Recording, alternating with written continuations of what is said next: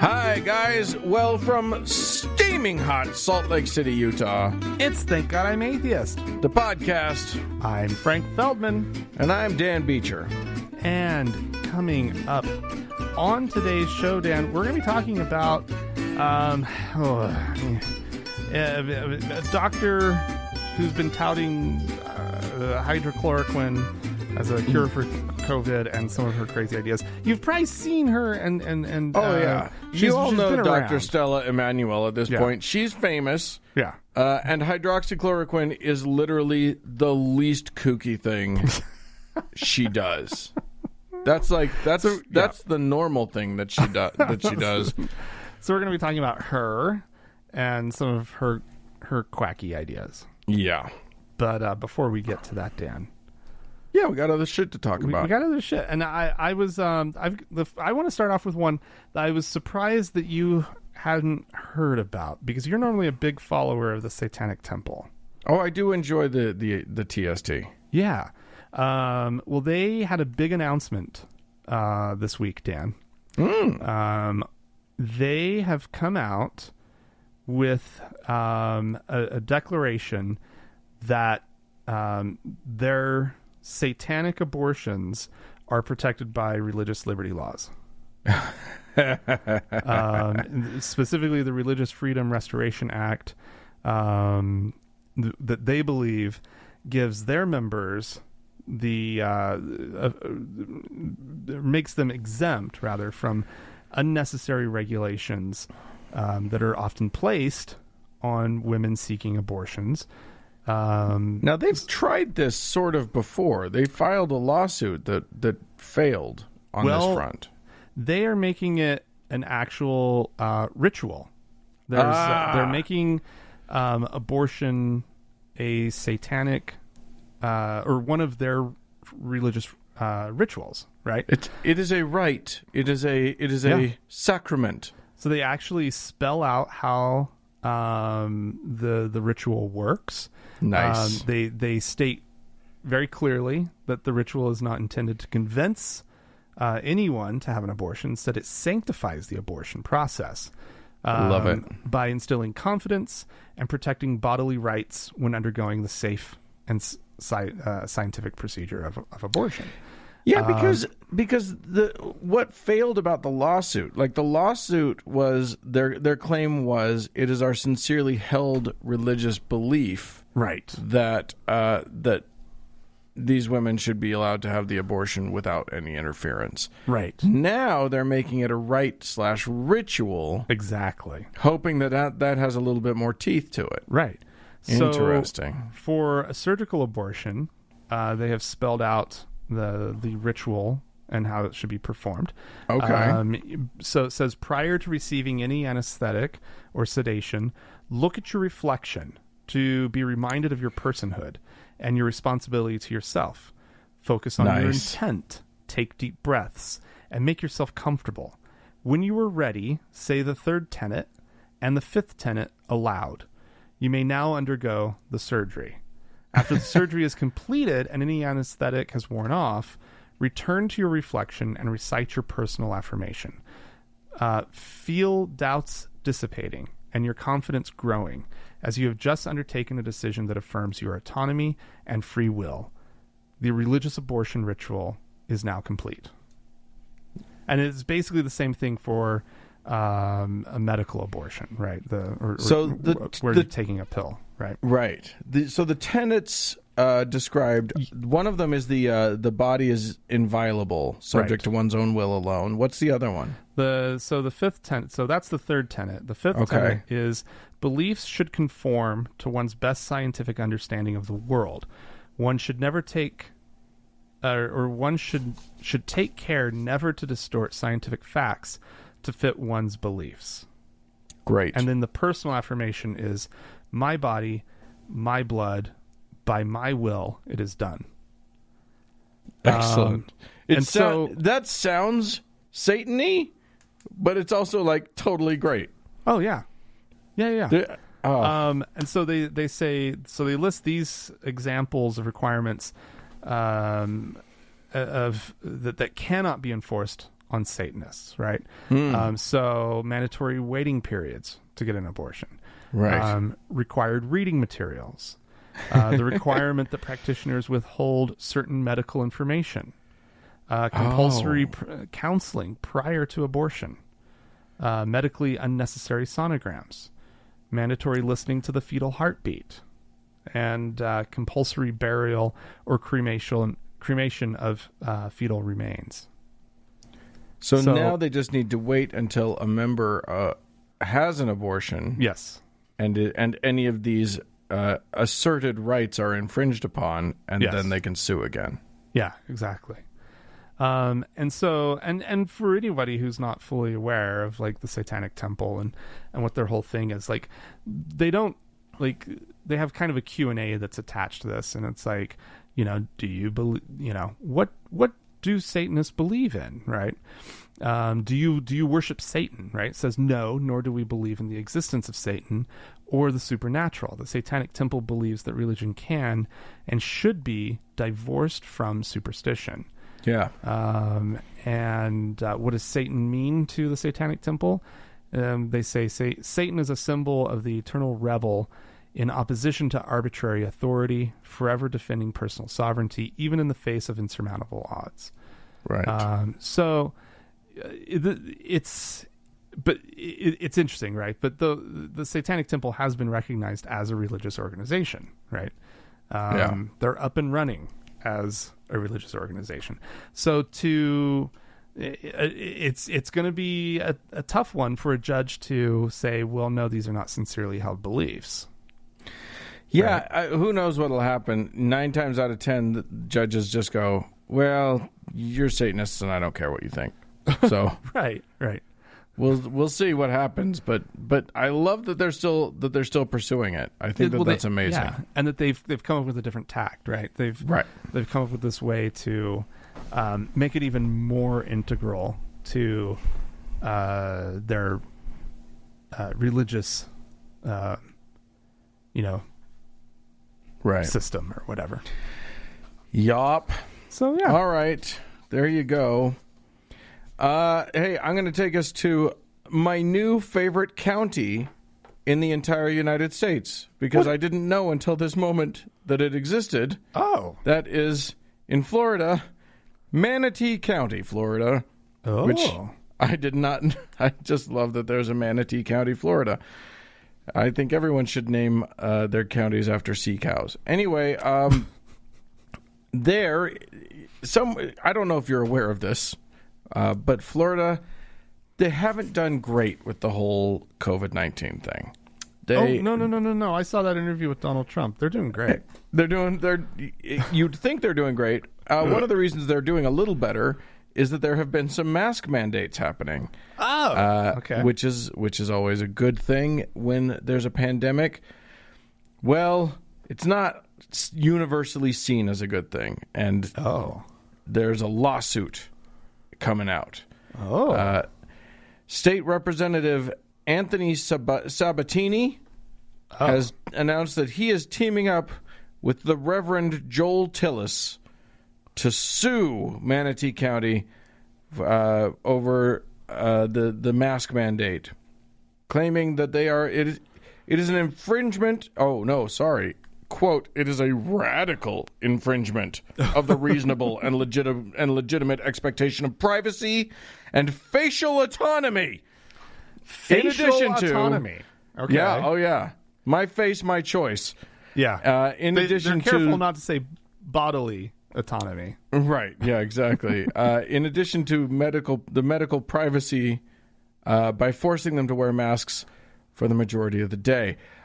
This was not, however, the only complaint. The pastor had a second issue that was very that made this a troubling thing for him, which is that masks make it harder to pray.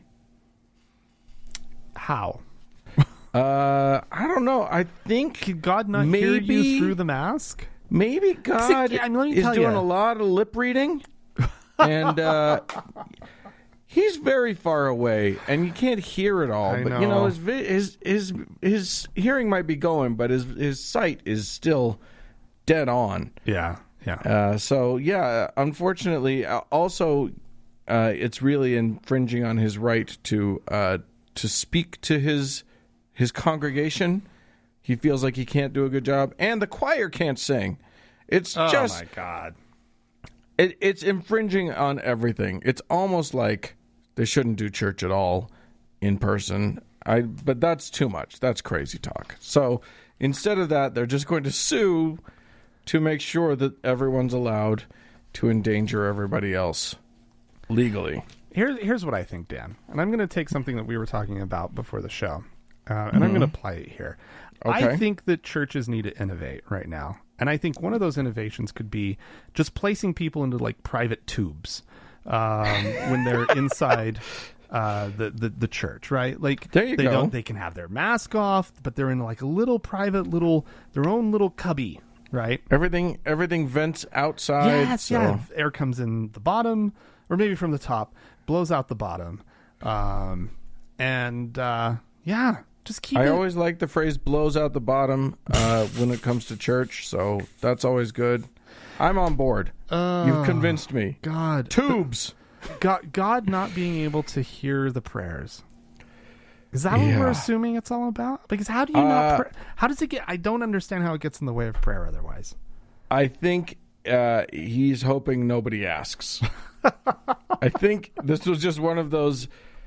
I mean, he might as well have written, "This is a disingenuous claim. Please ignore," because obviously that's the stupidest thought of all time.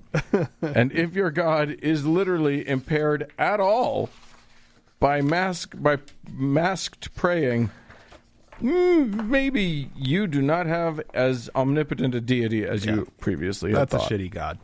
You got a bullshit God right there, my friend. That's a nasty, dumb God. Well, all right, Dan.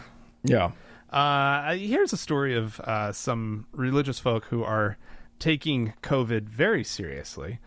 We talked about this earlier in the year that Hajj, the Islamic, or I'm sorry, Muslim pilgrimage, annual pilgrimage to Mecca, and just all around kooky week of activities.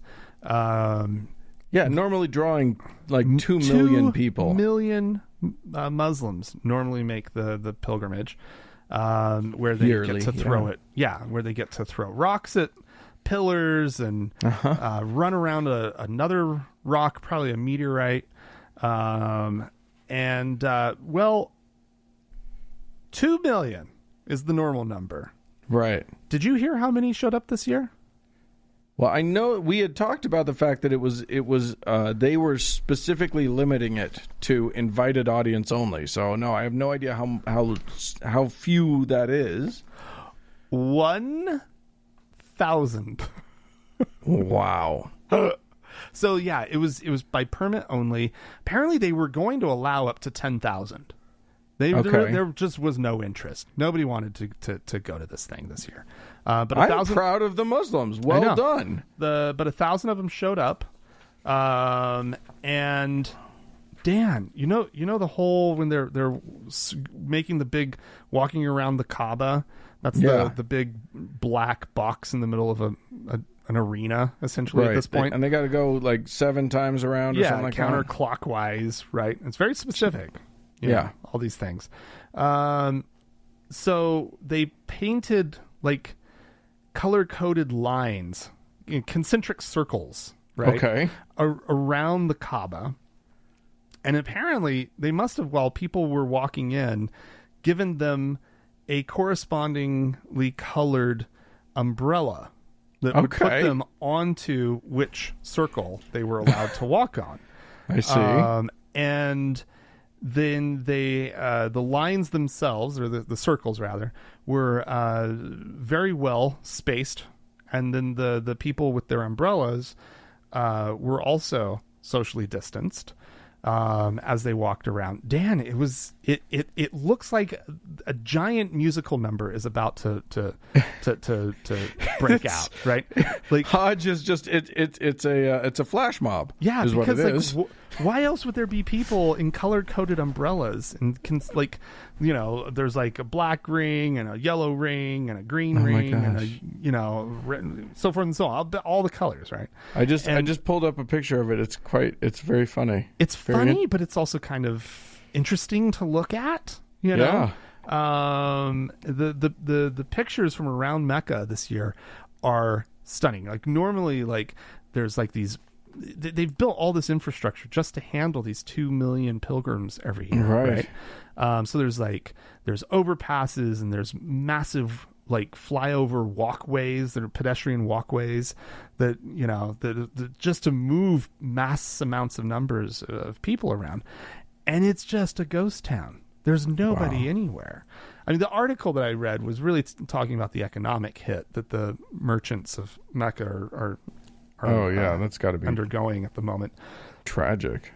But I was far more interested in the pictures and just sort of this idea of something that is normally just this massive effort by the Saudi government to manage and to keep people safe and both and provide medical services. Part of the article talked about the local doctors who are normally sort of having to do like, double and triple long amounts of time for their shifts as they would normally do. They're like just they're not even being called up to duty this year. Yeah, because at least once a decade, there's a stampede. Like it's... They need, right. and plus it's in the middle. It's the heat, and not everybody can get food and water when they need it and stuff. Right. So, but you can't have 2 million people congregated anywhere without there being heart attacks, without there being strokes, without there being trips and falls and whatever. Right? Like even without throwing rocks and walking in circles. It's just 2 million. Think about 2 million people. That's a city, right? Yeah. And so there are deaths during Hajj normally, but not for any reason other than just somebody died. And so this year 1,000 people. Wow. They basically only had 2 hotels open, and they were completely distancing everyone. I think you need to open all the hotels and everybody gets their own hotel. Or 1 floor per person, type thing. Right, yeah. Yeah. Huh. Oh my gosh, that's crazy. I just thought it was great. Hajj ended this last weekend, so we actually finally kind of have numbers and a sense of like what happened. But yeah, I mean, you said it earlier. Kudos to the Muslims, really, on this for taking it seriously. And like taking the hard choice and like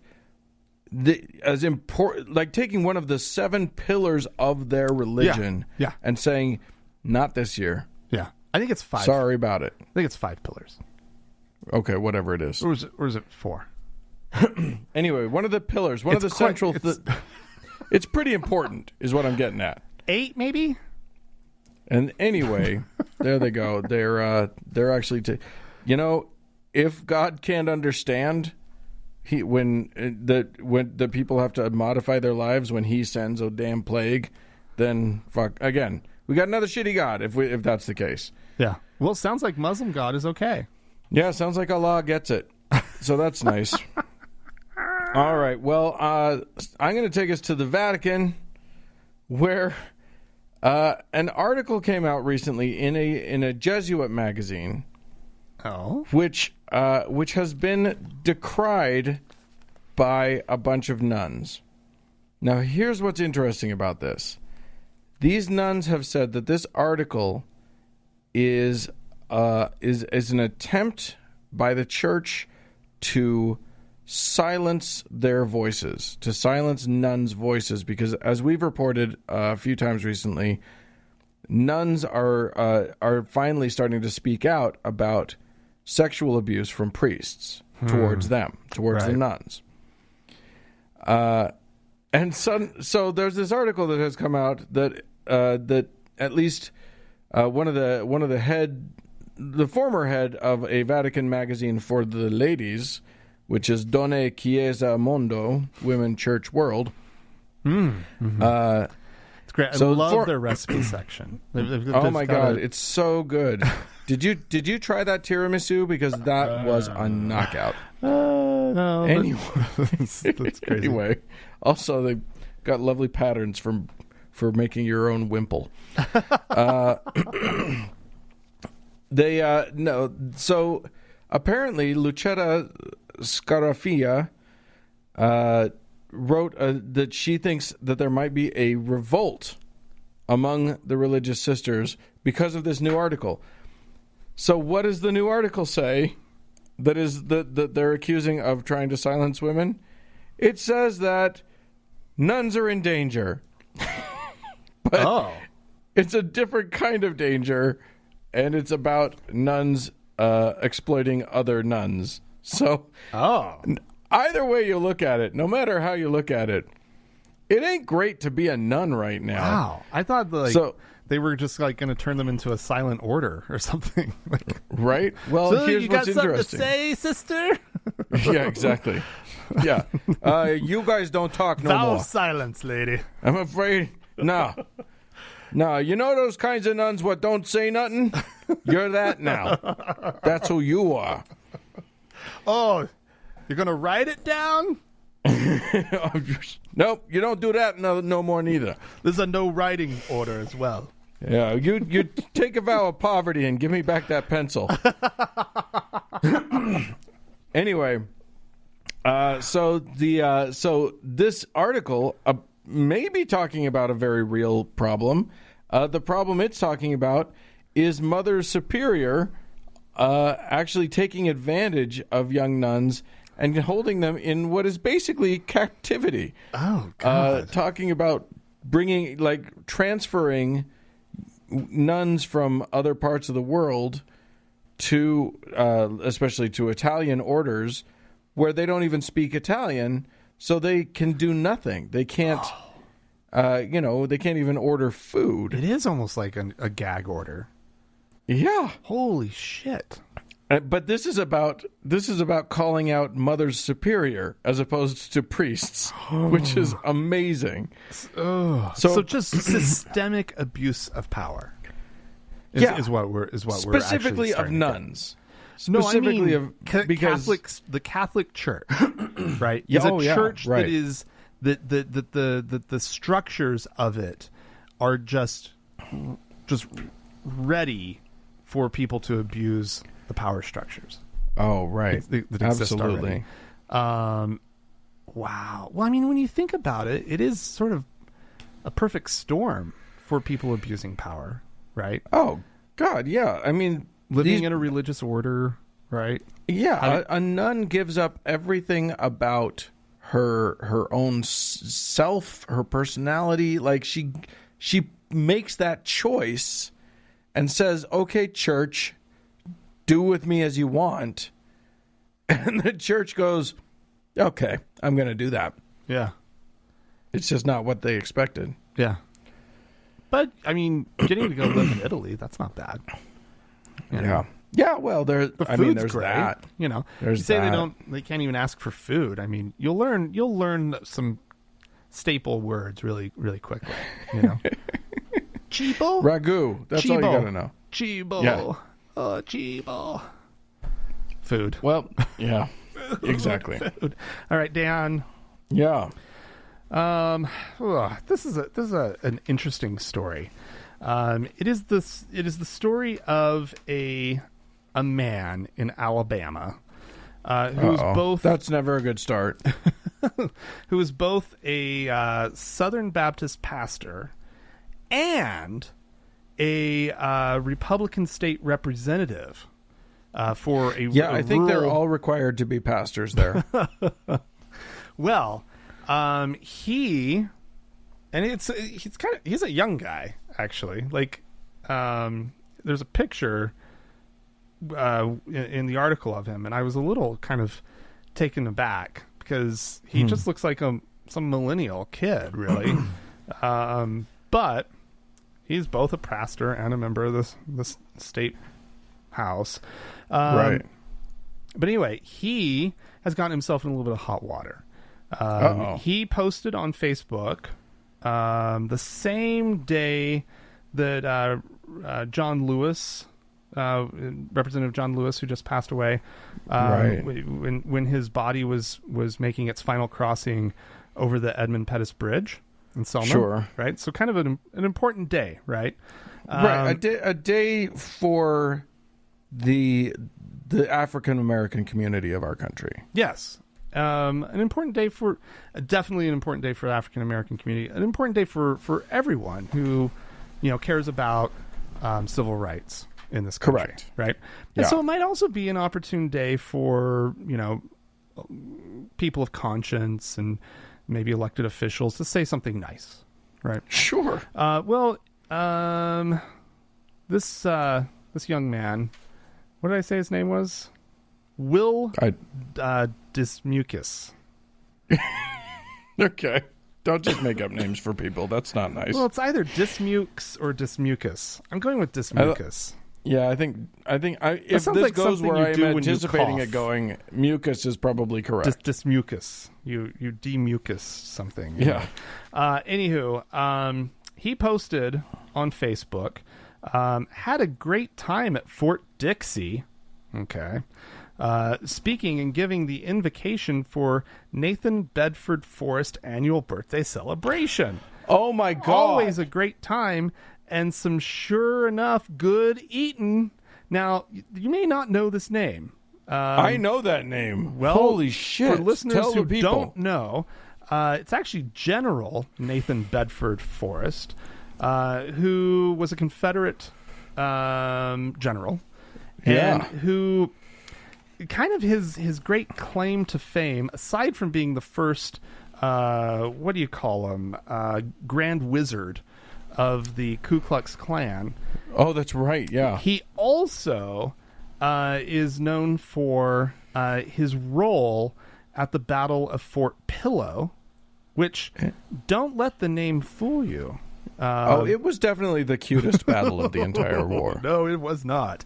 Okay. So, following the Union's surrender, his troops massacred black soldiers. Union cute. Soldiers. And of course, then he joined up with the Ku Klux Klan. So, kind of not a great character, no, but one that is like we're in a celebrated moment in white Southern history. White Southerners like this guy. Well, except that we're in a moment right now where statues of him are coming down all over the place. Yeah, but the white, Southern but the racists white Southerners still love the guy. The racists are pretty happy about him. Yeah, well, why not? Anyway, guess what happened after he did this? After he posted this? Aside from the fact that it got quickly taken down.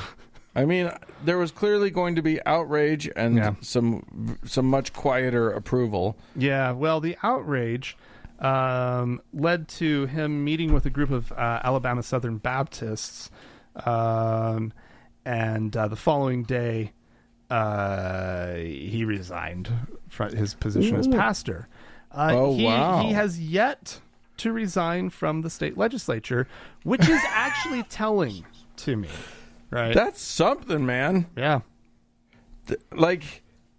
Is the church actually doing better than the state legislature? Well, apparently the Alabama Baptist Congress, something or other, apparently the Alabama Baptist State Convention and the State Board of Missions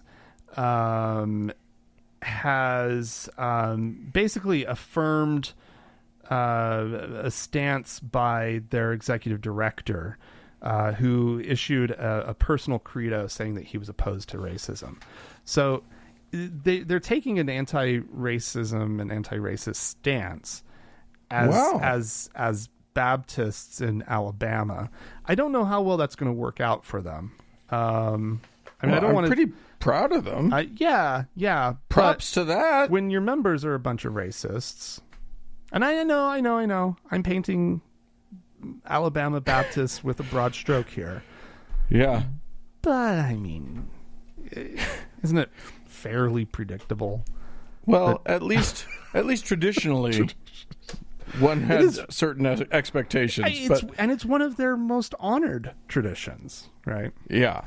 Well, internally, I'm impressed. You know what? I'm always open to people changing their tune, and if this guy gets kicked out for being a dickhead, I'm all about it. Yeah. Go find yourself an even more racist sect to be a part of.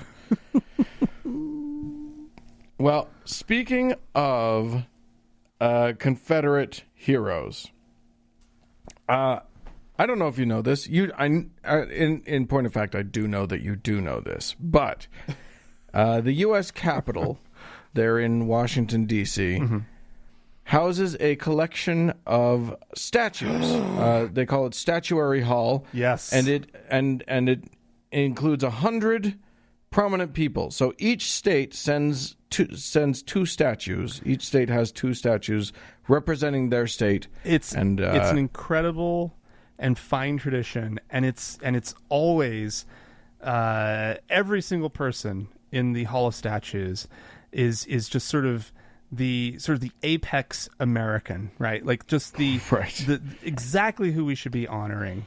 That's always it has always been the case. Clearly. Right? Yeah, exactly. North Carolina. Well, except for North Carolina, has not held to that tradition quite as. I mean, Utah's one for the longest time was just the guy that invented TV. So I don't know. And Brigham Young. And Brigham fucking Young. And we dropped Philo T. Farnsworth for the first. What was it? State senator, first female state senator. That's what it was. Yeah. She's amazing. Yeah. Martha Cannon, I love her. Yeah, Martha Hughes Cannon. Is that the name? Yeah, I think that's right. Yeah. Anyway, one of the ones that North Carolina had there was a fella called Charles Aycock, which Charles Aycock. Charles Aycock. He was a former governor of North Carolina, but also one of the masterminds of what is known as the Wilmington race riot. God. And there was a coup, and here's what happened. A local government was made up of Black Americans. Yeah. In 1898, because it was mostly black folks there, and they elected a government the way America is supposed to work, and then these dickheads stepped in and overthrew them and replaced them with white officials. So that's cute, and not at all. It's just not an awesome thing. And in this time of taking down statues of horrible, awful racists, the good news is he's coming down. Woo! So yay! The less good news is that the person going up in his place is one Reverend Billy Graham. Boo! So there you go. Sort of, yeah. I mean, he's a religious icon. He met the Queen. So I guess there's a whole episode of The Crown, that explores sort of her fascination with Billy Graham. Exactly. Yeah. Exactly. So, no word yet as to what will happen with North Carolina's other statue, who is maybe not as problematic. No, a Confederate military officer. Oh no! He was a former governor and U.S. senator, but before that, he was a Confederate officer, a man who is, I gotta say, he might need to stay up just for the name. His name was Zebulon Vance, which, if that's not a villain in a Philip K. Dick book, I don't know who is. But there you go. Zebby's still standing. but soon Reverend Graham will be daddy of Franklin. Will be up there. Meanwhile, his son just had his picture posted on a boat, holding a drink, standing next to a scantily clad young woman with his, and I promise this is true, fly open. Meaning not even buttoned, not unzipped, just open. Wait. So it's not like he just forgot to zip up. No, after the bathroom, which happens. Yeah. I mean, it looks like he might be wearing a swimsuit underneath or something. Anyway, it all feels a little sketchy, and I'm sure Reverend Billy would be a little worried about it. But he's dead now, and he gets to have his statue up in the place. He's only a couple years dead, too. I know, but there you go. Ugh. Hopefully, when I die, somebody will make a statue of me. Probably not. Let's start a fund, you guys. Just judging by so far, you gotta do a little bit more than what you've been doing to get a statue. How dare you? I'm putting the call out. Community listeners, you know you want to do it. Let's start the GoFundMe right now. Nope. We'll get the statue of Dan done. It'll be 2 feet tall.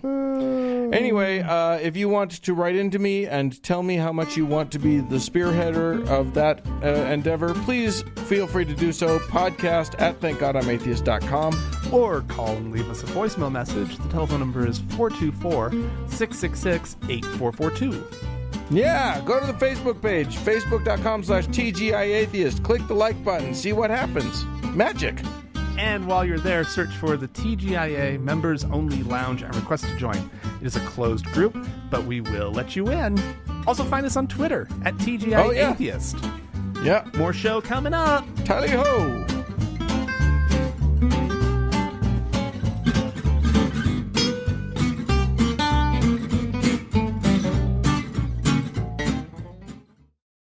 Hey, Dan. Yes. This is unfortunately Scott Lively has been coming up too much on the show lately.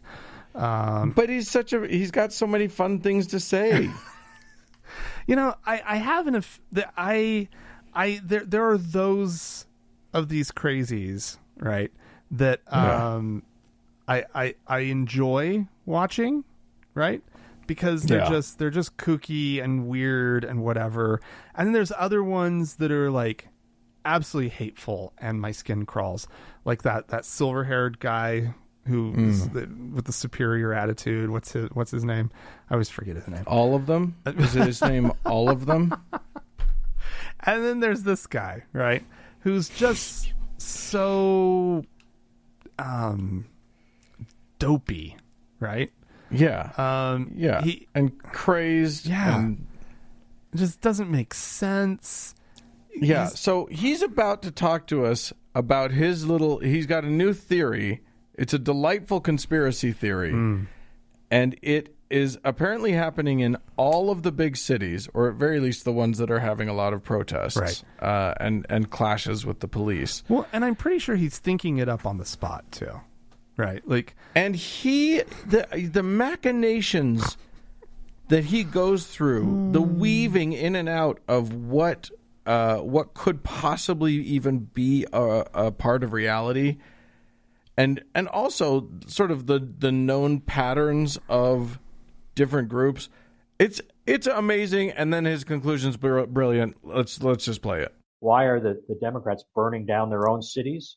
What they're doing is they're setting up a scenario in which they've agitated and inflamed the black community, and then pitted them against the police, so that they can blame the blacks for the collapse of the cities, and they can discredit the police. So it's easy to justify not paying them these exorbitant pensions that they've been negotiating. These are unfunded mandates. Right. These are the police have always gone along with the Democrat bond issues and all the different revenue increases, tax increases and everything, because they were bought off with promises of ever more exorbitant amounts of pension money in their future pensions. But they're not paid for. They've always been unfunded mandates that were just going to be pushed down the road. Now they've reached a place where the income that they have to pay even for the infrastructure they already have has now been diminished, and they're scrambling, right? They're scrambling, and they know they're going to take the white liberals who run this system are going to take the blame unless they can shift it onto somebody else. And that's what they're doing. They're going to shift the blame onto the blacks, right? Because they're the ones that are on on camera all the time, burning down a small percentage of the black community, right? This is by no means a majority of blacks. There's a small percentage, but blacks are all collectively going to be taking responsibility and blame for the meltdown of the cities, which is inevitable at this point. And the police are being delegitimized because there's no possible way they're going to be able to pay their pensions. And this way, at least they might even come out at some point and say that we're going to remove the pension obligations. We don't consider ourselves obligated to pay the pensions of these police departments because they're systemically racists. And they're the ones that caused the black community to rise up in rebellion against them, right? This is all a setup. And so I think this is happening both at the state. And so if you're living in one of those places, if you're a conservative, if you're a Christian living in any of those places, get the heck out of there before it all collapses. Because even if Trump gets elected, right, there's the worst chaos is going to take place in the Democrat-controlled population centers. You know, Frank, how Democrats are always trying to blame the black people for the collapse of the institutions. You know how the Democrats are always doing that? Oh yeah, I mean that's just part of my my daily, my little affirmations that I say to myself. I will blame the African American community. I will. When we get the emails from the Democratic Party that are always like, "Hey, let's make sure that we blame the black community for everything." You aren't supposed to talk about that. Oh crap! I mean, no, we don't do that. I don't even know what he's really talking about here. I don't even know what. I don't think he knows what he's talking about. He clearly doesn't know what he's talking about because like the white liberals who live in cities have set up something that is unsustainable, right? According to him, and is about to collapse. And we've all realized, oh my God, our cities are about to collapse because we funded them so poorly, and this and that. It just doesn't work, right? Like it doesn't make sense. I love that his idea is that the Democrats, what he's doing is he's totally blowing what the party line is supposed to be about Democrats, which is that they're going to tax us into oblivion to pay for everything. Right. And these guys, and he's saying, oh no, the Democrats are just going to welch on the deal. Right. And blame the blacks. Right. Oh my God. And then the conclusion, which is if you live in a city, get out. They're going to collapse. Yeah, I think that's probably likely. The cities are going to collapse. Cities are the only semi-reasonable governments at this point in our country. Yeah, it's crazy out there. Anyway, hey, we had some of our sane listeners writing into us. Indeed, and I wanted to get to that. Hello, I'm a new listener. This is unsigned. There's something I'm wondering about the new episode. This was our most recent episode. You mentioned a study regarding atheists and expressing emotions. Yeah. Could you, and so this person asks, could gender be a confounding factor? As I understand it, men are somewhat statistically more likely to be atheists, while women are somewhat more likely to be religious. Women are socialized to be more emotionally expressive, while men are socialized to suppress their emotions. 15 atheists isn't a lot. Perhaps the gender or perceived gender of the students could be swaying the effects. So I think that's interesting. I actually don't have the study here with me, but I do think that that's an interesting question. Right. I think that there's something fascinating. I think there are a lot of factors that could play into it. You and I just sort of guessed at some of the things that might play into that. Yeah, I mean, I was just looking up this idea that maybe there are more atheist men than there are atheist women. I've seen that statistic. I've seen, or more people self-identify. More men self-identify with the word atheist than women. I mean, I don't know. Huh. And while you're thinking about that, Bonnie also wrote into us and said, I could be entirely wrong, but the study you discussed seems to make a bit more sense when viewed from a psychological perspective. I seem to recall another study that proposed or concluded that certain minds are more inclined toward religious thinking. I wouldn't pretend to be well informed on the study, but wouldn't it make sense that the psychology behind the mindset of the disinclined might also result in some emotional reservation? Possible. Yeah. Interesting stuff. Okay, so this one is from Jake in Tucson. Frank and Dan, I just sent a one-time donation so that you can have a drink. Compliments of my wife and I, so we can all celebrate our official resignation from the LDS Church. Woo!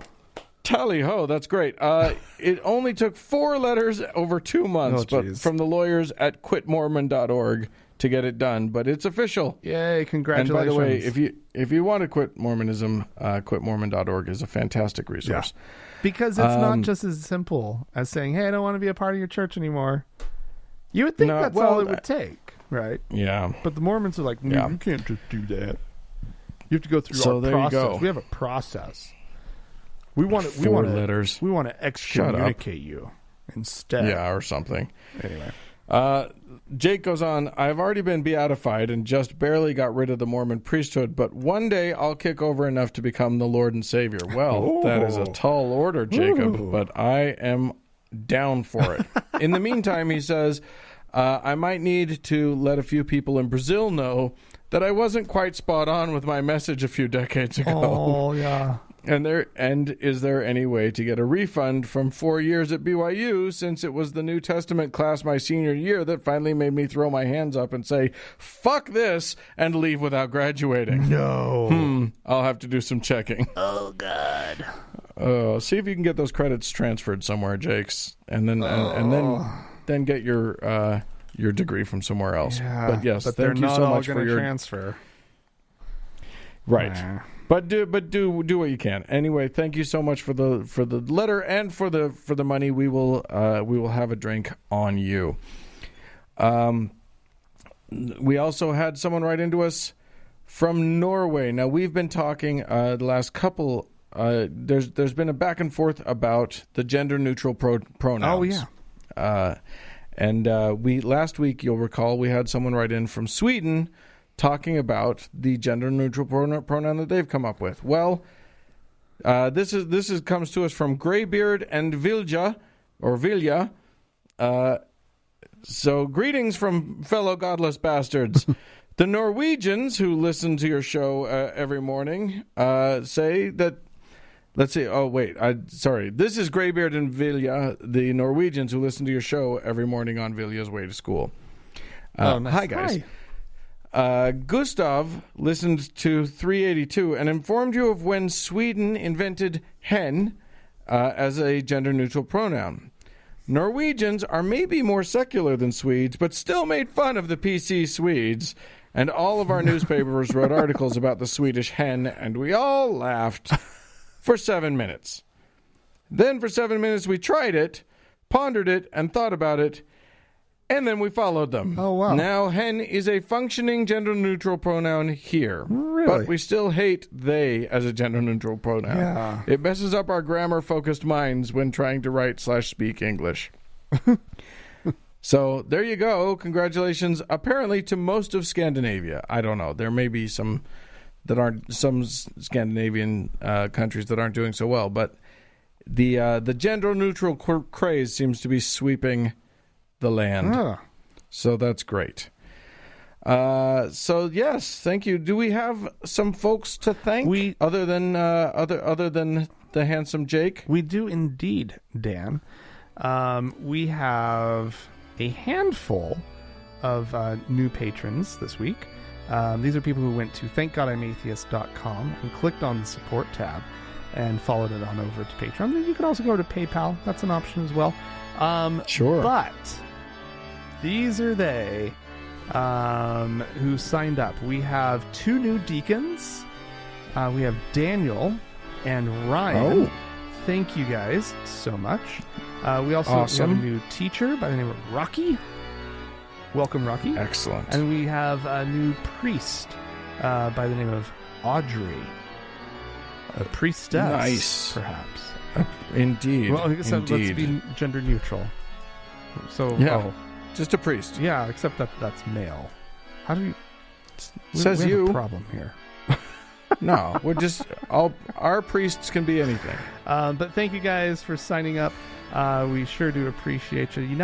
You all are now holders of the Aaronic priesthood. And which is the greatest honor that we could bestow upon you until you bump up your pledge and then you get to have the Melchizedek priesthood. But it's really all great. And we thank you so much. Like you said, Frank, thankgodimatheist.com. It's super easy. Go sign up and show us how much you love us. And as always, Dan, because love is communicated through money. That's how that works. And as always, we have our top donor, our Lord and Savior, Davis. Davis, amazing. Well, more to come.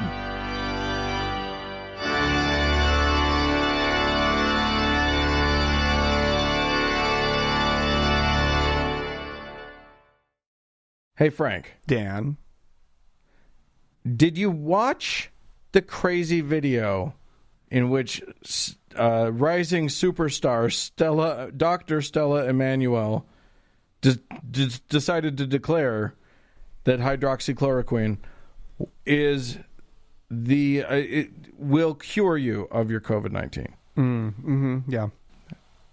She's a superstar now. She's the biggest thing that's happened since Trump stopped letting Fauci use words.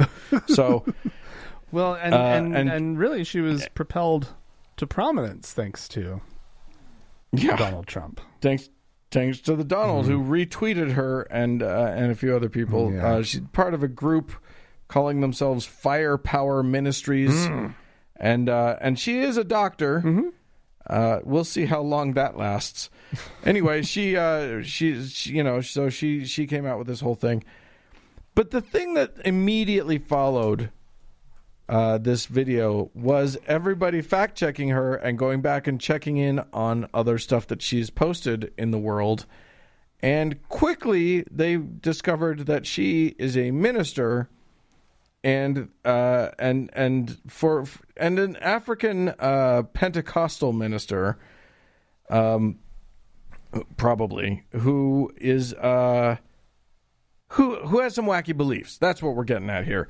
She has preached about gynecological problems being caused by sleepy time sex with demons and medicines containing alien DNA and all kinds of crazy looniness that I think even most American Christians would be extremely uncomfortable with. Yeah. So here's the problem with that. People been sharing her shit. Even after they learned about all of the wacky-do stuff, right. She's still getting shared all over the place. Facebook, Twitter, they're just a frenzy of her. So why? Why? I mean, everybody can see that she's a nut job. Right. Well, do you know what I have a reason why they agree with her. Hit me, baby. Because they agree with that one thing she said. Right? They want more. They like the idea of hydroxychloroquine for whatever reason, right? They've bought into it because they were told that that's what their side believes in. And so all it takes is somebody saying, yeah, hydroxychloroquine, A+, right? And Yeah. it's like, and that's all anybody is going to pay any attention to. She's a doctor. She's a medical doctor. That's enough. And she likes that drug. Yeah. She agrees with Donald Trump that drug is a miracle And then drug. they have to hold their nose, right, as they look at everything else that she believes. And they don't, and people don't seem to be too bothered by this, right? That like that this person is clearly not a reliable source of information, right? So why you're just picking and choosing the one thing that you want to agree with her on. And then you're the going to hold her amazing up, thing the to rest me of her is up. It's like whatever. like if she okay, you can come to me and say this is a doctor and they're Christian and they have some crazy beliefs, and as long as those beliefs are completely separated from their medical practice, okay, I can actually maybe go with you down that road. But she doesn't. She's talking about the cause of medical problems are demons. yeah, Now, if you are a medical doctor who has been trained in modern medicine and you're still saying shit like that, yeah. we have a big problem. You are not a credible doctor at that point. So, Yeah, anyway, you might as well be, bloodletting to get, to rebalance the humors, yeah. At this point, exactly. Why aren't you talking about yellow bile right now? Because it doesn't make any sense to believe a person who has a belief system that negates the very science that they are supposed to be practicing. Yeah. And that's what's wonky about this whole thing. It's funny because, like I say, even having the wackadoo beliefs isn't quite enough for me to dismiss a person. But when they invade the zone that I'm supposed to believe them on, Yeah. you've lost me. Here's the deal, Dan. You're at your doctor. Yeah. Right? Who's Okay. been great. Like she's been helping you out with your allergies. And you got that thing that's that joint that's kind of weird, and she's been helping you out a little bit there or whatever. I don't know. Right. When you get sick, you go talk to her, and never once has she ever suggested that your allergies are due to some demon having sex with with me when exactly, I'm asleep. right? That's never come up. Right. And then all of a sudden, you go in for, I don't know, you're having headaches or something, right? And she's like, I know what this is. This is demons. She gives me the demon thing. Like, I fucking walk out of the room and and I'm literally on my phone looking up the medical board. But do you think that that's what this doctor is doing? Do you think that's what Stella Emanuel does during her practice of medicine? She's crossing the line. Is that been established? Well, here's the thing. There was an interview with her,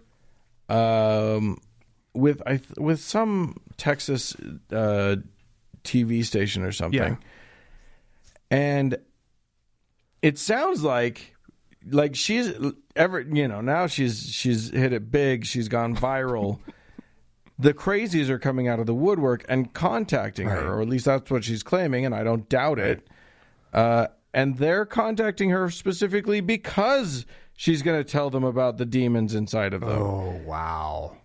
So I think that may be where her practice is going. Wow. But I'll tell you what, man. If somebody said some crazy shit like that to me, I would be immediately contacting whatever licensing board it is that's in charge of letting them have a license. So here's the deal. You've been there. All this stuff about allergies and everything, and they actually maybe handled the headache question medically and soundly, right? But then you find your doctor online, right? Saying crazy shit like this. But they've always been great with you. They've never crossed the line. You actually feel like they've got a great demeanor. They're respectful. You connect with them on that personal level that's important with your doctor, right? Sure. And you're just like, what in the fuck?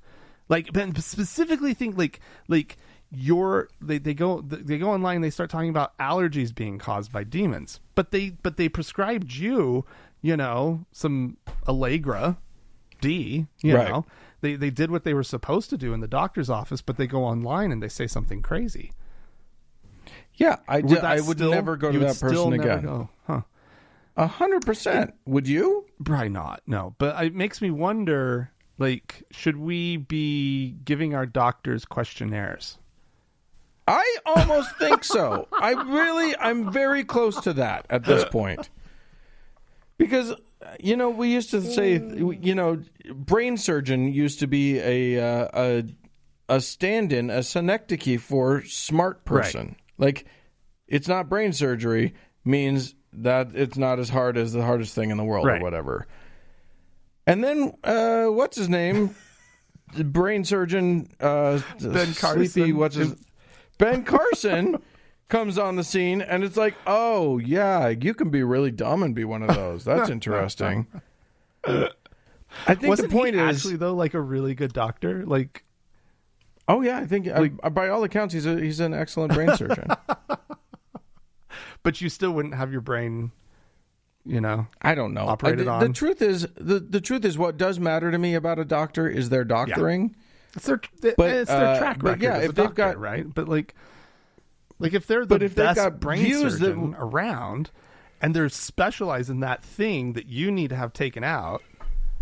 Yeah, but they're a nutcase, otherwise. I would have questions. I would ask them very specific questions. I would say, is there ever a thing that you would ever a time when you're in the surgery that you would subvert where you hear voices? Yeah, exactly. Or would you ever subvert your medical training for your theological training while I'm on the slab? Can I request that that's not an option, please?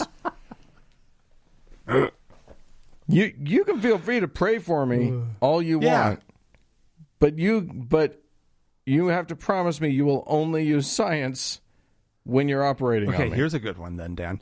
So the doctor has some things that he likes to pray in the operating room beforehand. Yes. How does that make you feel? Let's say. It makes me uncomfortable. Not for myself, because I don't give a fuck, but like the other people in the operating theater, I feel like they would. It's a bullshit thing to do at a workplace. That's my objection to that. But it's not about you wouldn't be like it's not about the quality of the work. Please don't pray before my operation. No, I don't care about quite that. honestly, I want them in the best headspace possible. Like if they think that prayer helps them, like okay, fucking have a prayer. Like I don't want you thinking that you're doing this without your special help, right? Like I want you having all the help. I don't want to get the yips. Don't get the yips on me, Doc. You got to do whatever you got to do. Do your whole lineup of things. Yeah. I mean, it's basically a short meditation, right? So great, go ahead. Whatever you got to do. Likes to hop around on one leg, and play Zeppelin or whatever. It's all fine with me as long as it leads to a better medical outcome. But yeah, when it comes to, I believe that. If it we're not mostly talking about major surgery, but if a doctor believes that certain ailments are caused by demons, then I don't feel like they're going to be committed to the medical treatment of that because they believe that the correct treatment is spiritual. Right. And they're just going through the motions of the medical part. So no. Fuck no, I am not going to go see a doctor who has that kind of who's messed up in that way. We've found that like chanting and prayer and fasting, that's really good for allergies. But sometimes Allegra D works too. Right, exactly. We sometimes, I mean, if you're not going to be faithful enough to do the real thing, I guess you could take a pill. Thank you, doctor. But what we really want you to do is sing 12 hymns and never masturbate again, and it'll all go away. And call me in the morning. Yeah, exactly. Well, kids, if you guys have anything that you where do you draw the line with your doctor? That's a question. Do you feel comfortable? At what point does it become uncomfortable enough that you would not go to a specific doctor? You can write into us, podcast@thankgodimatheist.com. Or call and leave us a voicemail message. The telephone number is 424-666-8442. Yeah, hey, go to the Facebook page, facebook.com/TGIAtheist. Those of you who still do Facebook. I know that doesn't apply to any of you Zoomers, but anyway, facebook.com/TGIAtheist. Click the like button. You'll enjoy it. And while you're on Facebook, search for the TGIA Members Only Lounge and request to join. It is a closed group. We will let you in. Also find us on Twitter @TGIAtheist. Yep. Speaking of the social media, thanks so much to all of our new friends who are helping out in the Members Only Lounge. That's amazing. And a big thanks goes out to the Red Rock Hot Club and to Gordon Johnston for the use of their music. And thanks to all of you for tuning in. We sure do appreciate you. Bye-bye.